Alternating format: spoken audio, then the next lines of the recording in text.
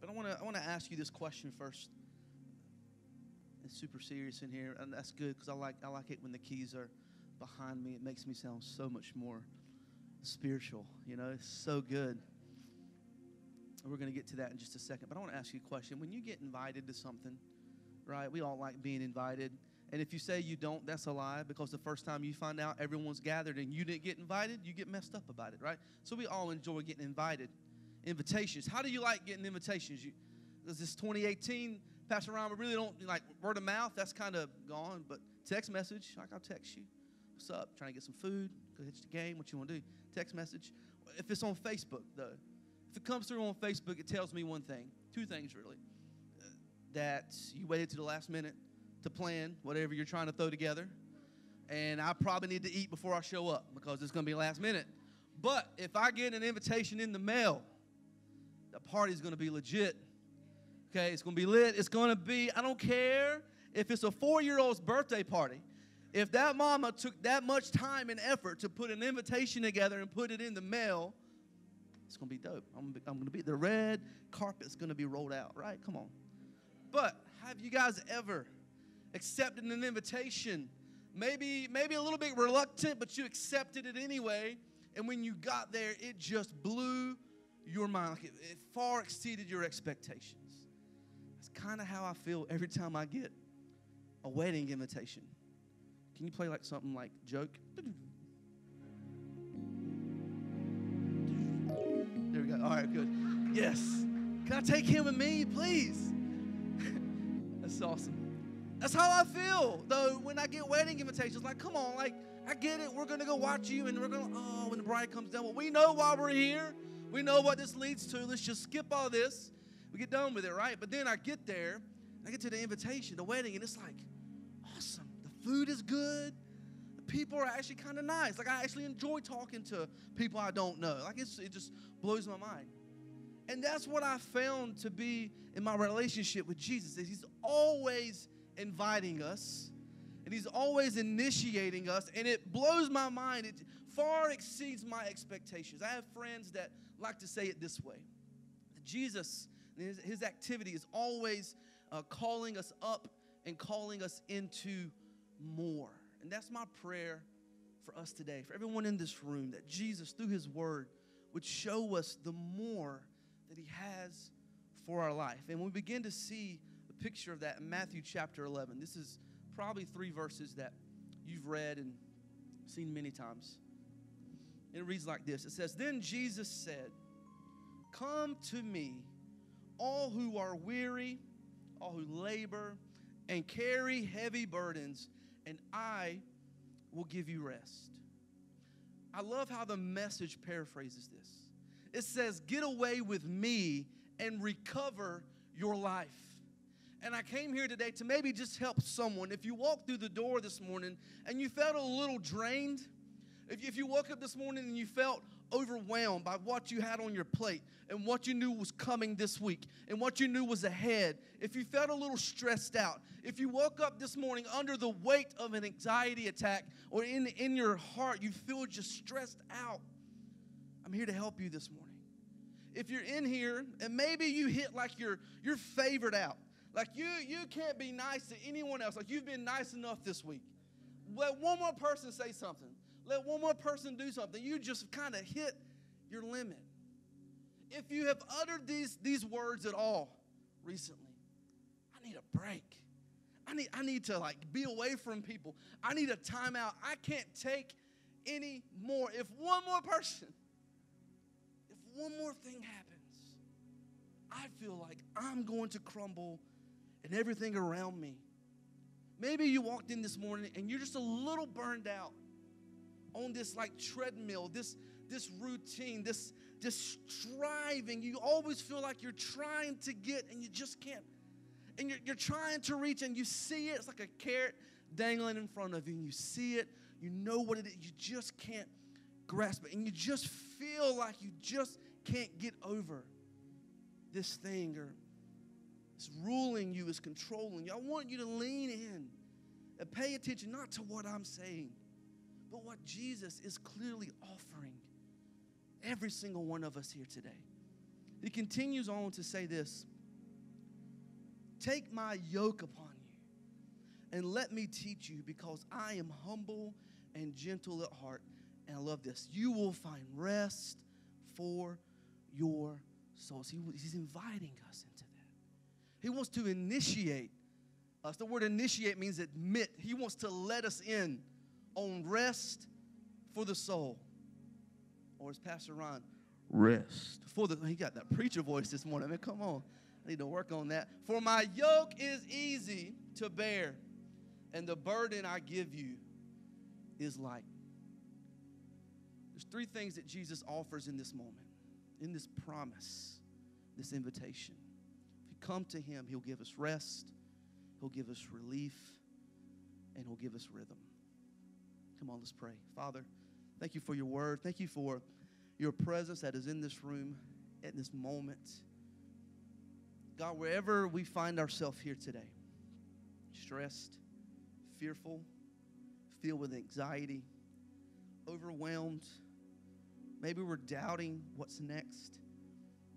Maybe we feel just burnout on church and this whole routine of striving and trying to please and trying to do the right thing. And wherever we find ourselves today, may we hear the word of the Lord. If we come to you, we'll find rest, relief, and rhythm. And everybody said, amen, amen. So I have been married for 8 years. I also have 3 kids. My daughter's 6, 5, or my son's 5, and then my youngest son is 4.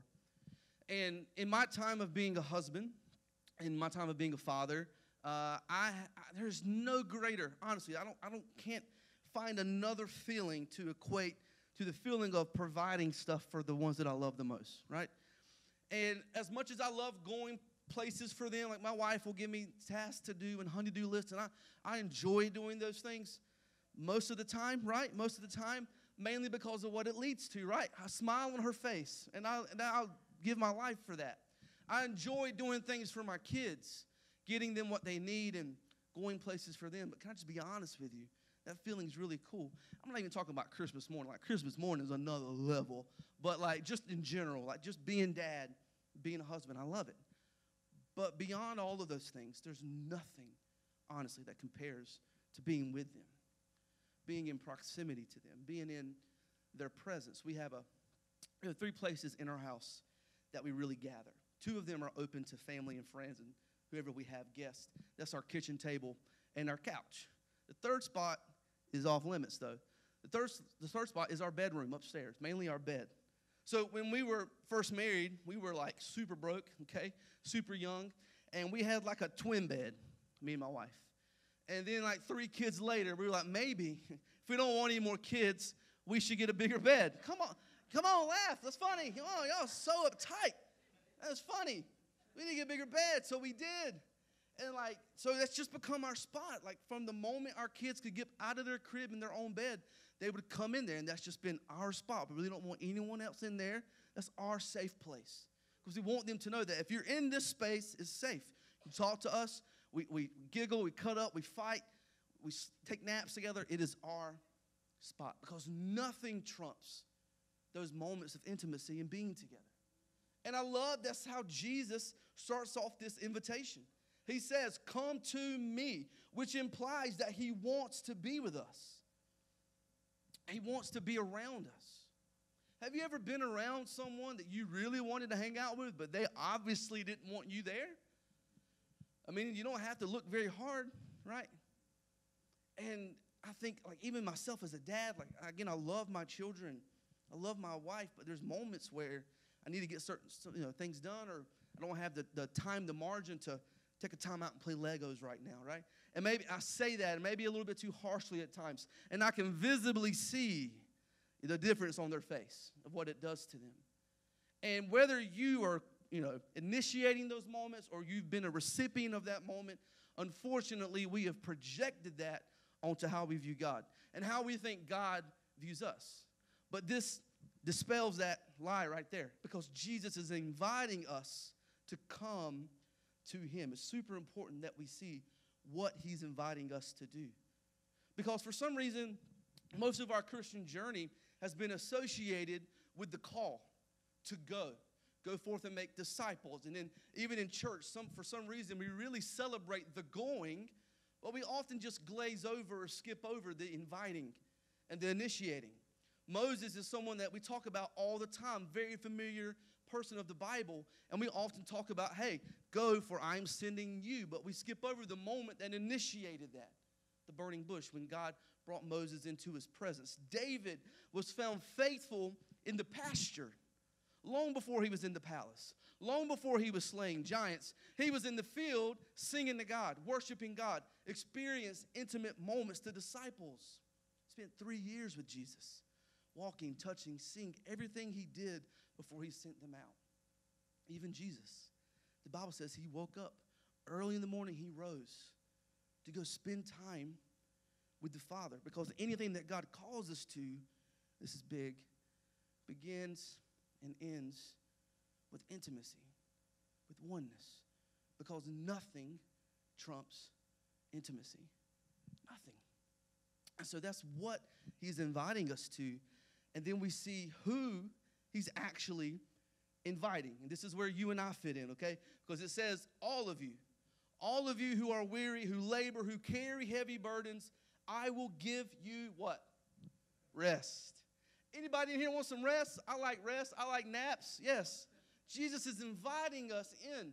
Now, this is important. So when you see the word labor there, it's actually implying the burdens that you and I have placed on ourselves. And I'm not just talking about like the sin and the shame and the weight, the magnitude of those choices and consequences. I'm not just talking about that weight.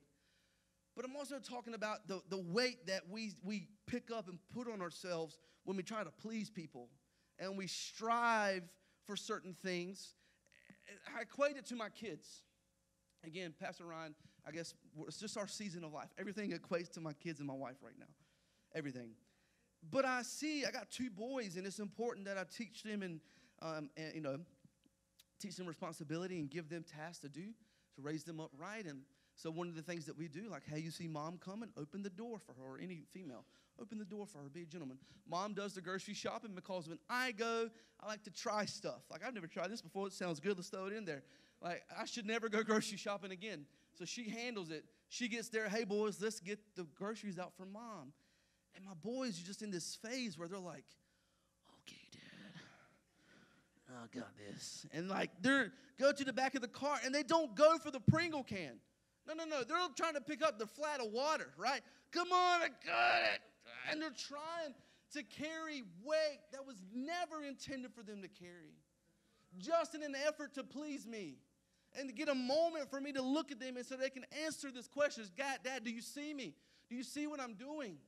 And we have placed so much burden on ourselves, just trying to win the approval of others and trying to climb up the ladder and just trying to be seen. Burdens that we've placed on ourselves.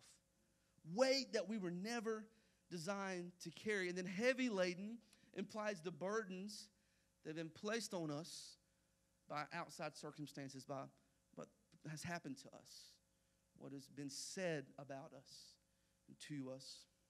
At times that we've been vulnerable and then gotten rejected or used or manipulated. And I don't know about you.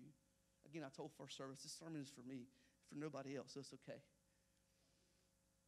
But I've got some scars that were not self-inflicted. I've got plenty of those too.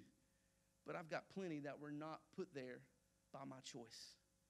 Just in the wrong time, the wrong place. Here's 2 great questions that I pray that if for nothing else, you would take these 2 questions and in your own quiet time, wherever you do, just your moments with God, you'll ask these questions, you'll answer them, and then you'll go to Jesus about the answers that you get. What are the things that I do that I wish I didn't?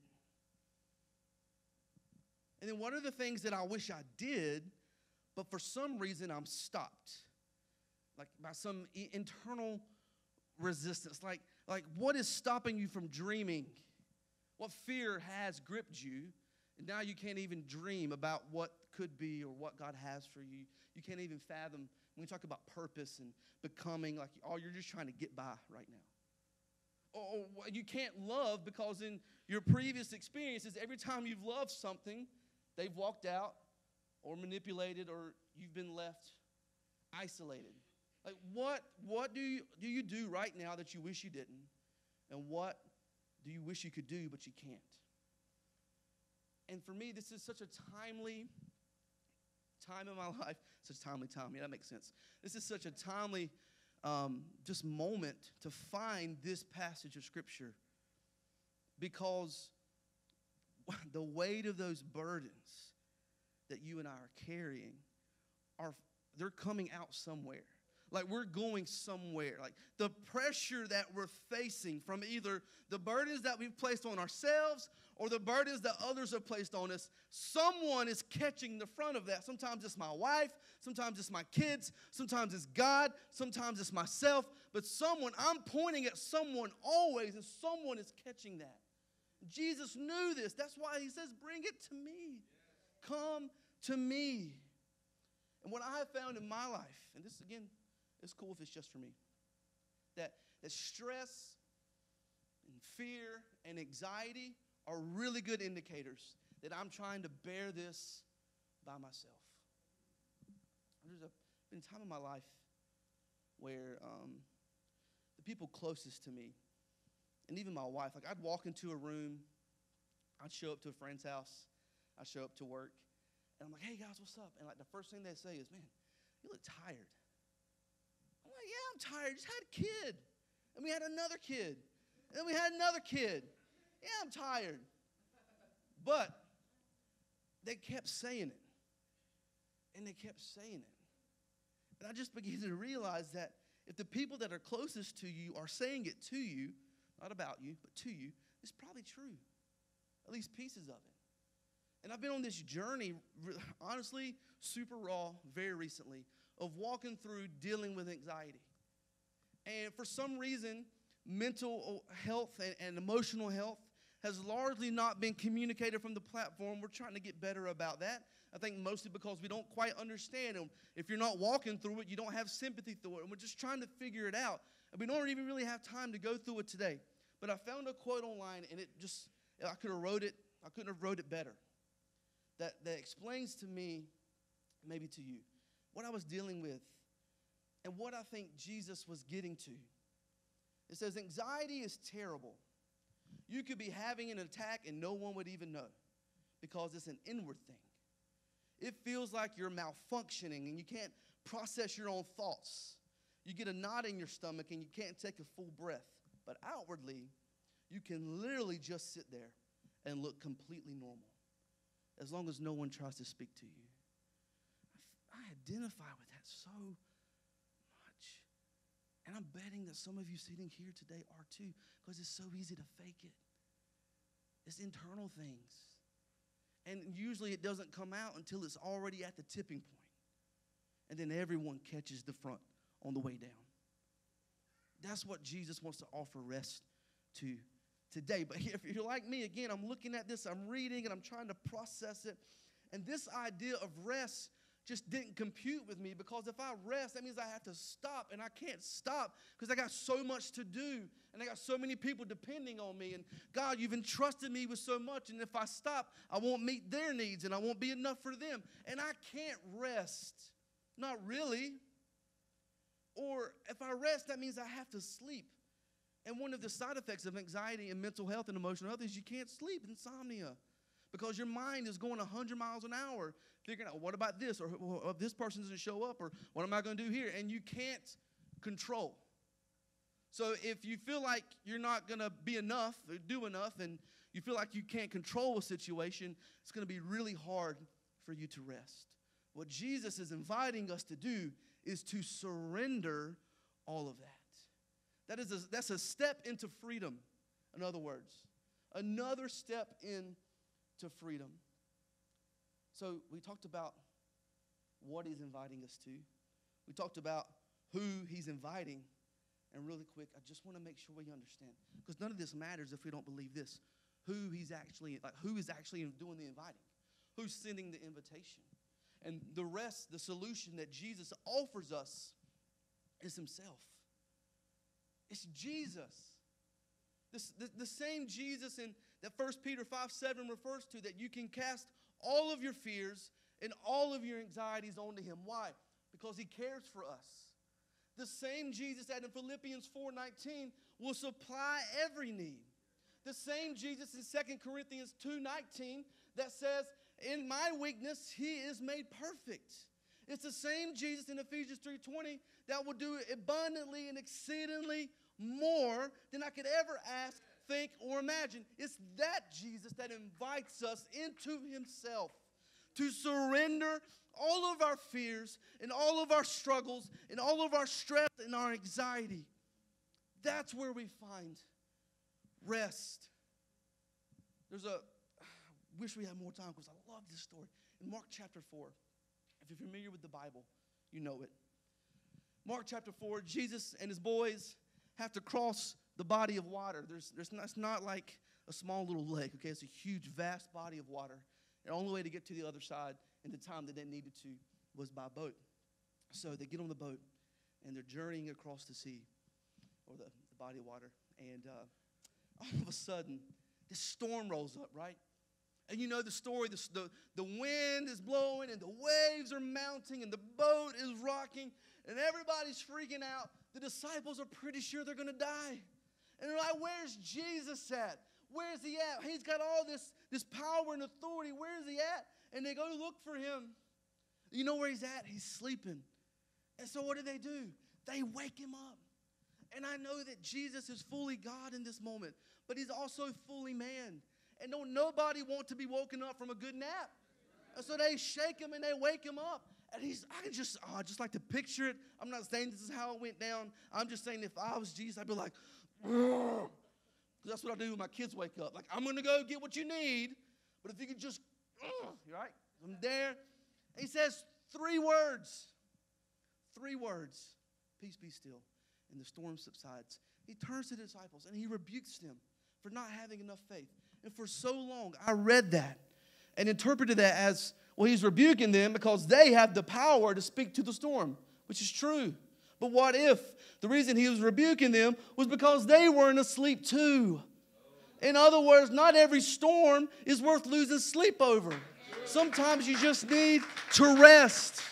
And we allow too many things to control us and to govern us and to dictate our life. And Jesus says, come to me and find rest and also relief. But this is where it gets tricky, because the very next thing is he's like, y'all are in the splash zone. He says, take my yoke. Take my yoke. And so I grew up in like small town, water tower town, one stop like North Carolina, okay, but outside of Goldsboro. And my grandpa was farmer, so I saw this a lot. Not really with oxen, more with mules, but the yoke is actually the wooden beam that is harnessed on the neck of an animal to get work done. He's going to bear the load. He's going to till the ground, plow the ground. The animal is going to have a yoke placed on him to get work done. So is Jesus offering us rest, or does he want us to work? That doesn't really sound like relief. That sounds a lot like my wife's good idea for Saturday. And my good idea is like, especially now, like college football, maybe I'll grill out. I'm going to sit right here and try not to move as long as I can. Her idea is like, we're going to get this done. Hey, for no reason, let's rearrange all the furniture. Let's go to this store and this store and this store. But here's the deal, is like it refreshes us both. Hers is just weird, doesn't make sense.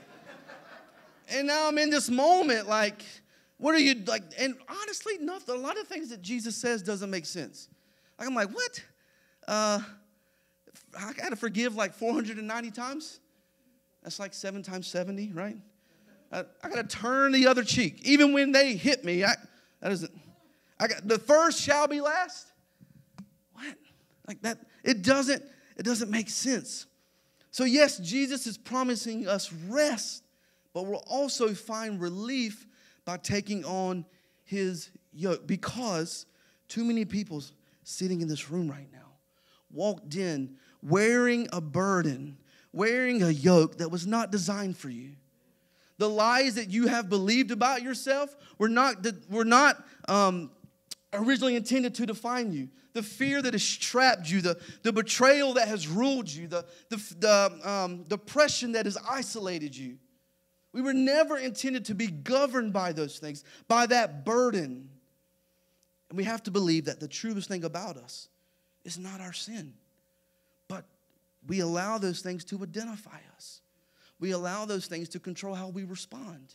We allow those things to control maybe how we don't respond, maybe how we don't engage, maybe how we don't trust, maybe why we don't worship because of X, Y, Z, fill in the blank. But I'm here to tell you today that there's a remedy for that. There's rescue here for you. There's a moment here that Jesus wants to redeem, and you can't get restoration without rest. You have to refuse to settle. See, there's always a part that we play in this partnership with Jesus, okay? We have to choose. We have to refuse to settle. We have to refuse to revert back. When Jesus says, come to me and you will find rest, take my yoke upon you, and I love this part, you will find rest for your soul, the innermost, deepest parts of you. Here's what I mean by that. All of us can hold it together, but some of us walk around on eggshells like, okay, ooh, got it. I got my Instagram filter life on right now. Everything looks good from far away. But if one more thing happens, it crumbles. And doesn't it always? At least in my life. One more thing, I got it together. And I find that I'm bearing a weight that is ultimately going to crush me, but I was never purposed to carry. And so in 2 Corinthians 5:21, when God made him who knew no sin to become sin so that you and I might become the righteousness of God, that we might become right with God, there was a great exchange in that moment where Jesus took his yoke and placed it on us, and he took ours and absorbed all of the sin and all of the shame and all of the remorse and all of the condemnation upon himself. But it wasn't just salvation that he offered us that day. But so many of us live our lives that way. We say yes to that, and we're secure in our eternity. But we live this life still in shackles, still in control by those things that Jesus died for on the cross and then rose from the grave, saying and displaying his power of those things. He offers us not just salvation, but rest and relief, freedom, healing. He offers us life now. There's a reason why he said heaven on earth. He prayed that because there's stuff for us to experience and purpose now. And that's what he wants to offer us today. I believe simply that Jesus is saying this. Trust me. In other words, believe in me and stay connected to me.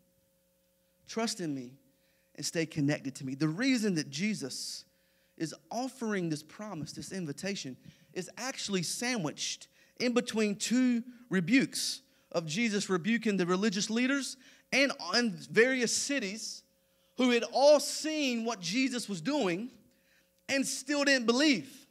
They still didn't trust.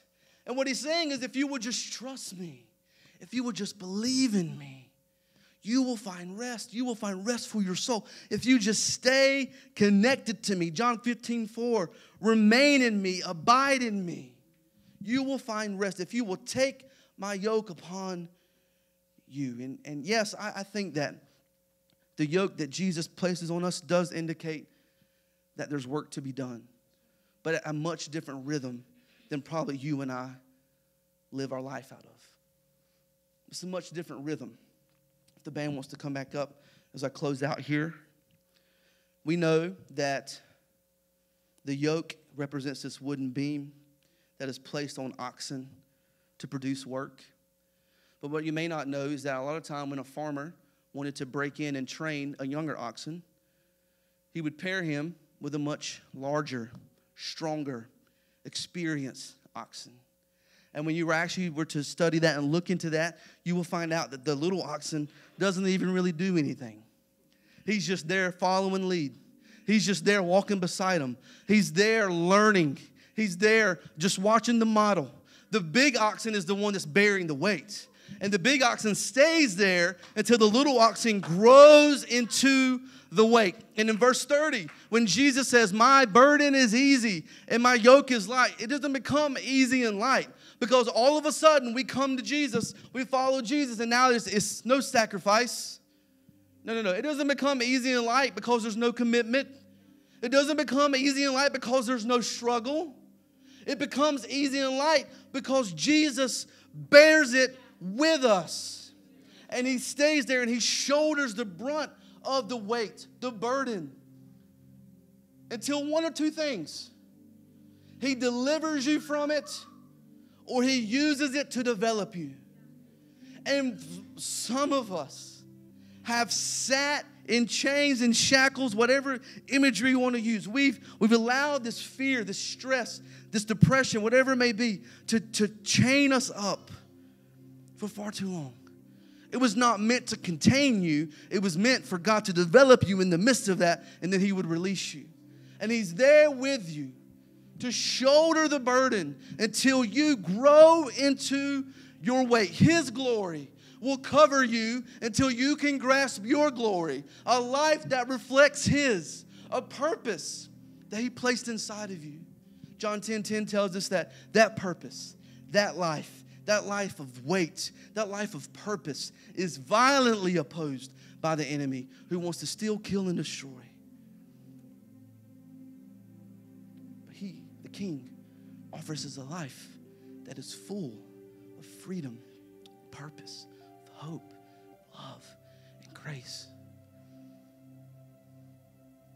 And that is the invitation that Jesus is making to find rest, to find relief from the thing that you've been carrying for months, maybe years, and to find a new rhythm, to start strutting a little bit because of how good God's been in your life and what he's brought you through. There are some things that you're stuck in that he's just waiting for you. Come on, like you shouldn't even be at this point. Like just come on. A new rhythm. I want to leave you with this thought. Everything that has happened in your life is not God's will for your life. That helps some of you right there. But those moments do open the door for his will to come to you. Rest, relief, rhythm, restoration, freedom, purpose, hope, healing, life. I remember growing up playing sports, and my dad, God, I hated him for it then because I didn't understand it, right? I don't want to do this. I don't want to train. I just want to go out there and play the game, right? And my dad used to make me run like miles every day before and after school. And eventually, he put ankle weights on me. And like running is terrible anyway. Like it's even worse when you put ankle weights on. It's so much harder. And I would do that for weeks. And I remember the first time, it was like my first experience with it. I didn't know what to expect. I remember the first time I took the weights off and my legs lifted higher and my stride was longer and I was faster when I took the weight off. And some of you here today need to stand up and take the weight off. You've stayed there too long. God has purposed you. He's going to deliver you from it, or he's used it to develop you, and you're ready to step into what's next for you. Don't think that God is done with Vertical Church. He's just getting started, and he's not just going to use these two people over here to do it. He's going to use you if you will take a step forward. And that is available for you here today.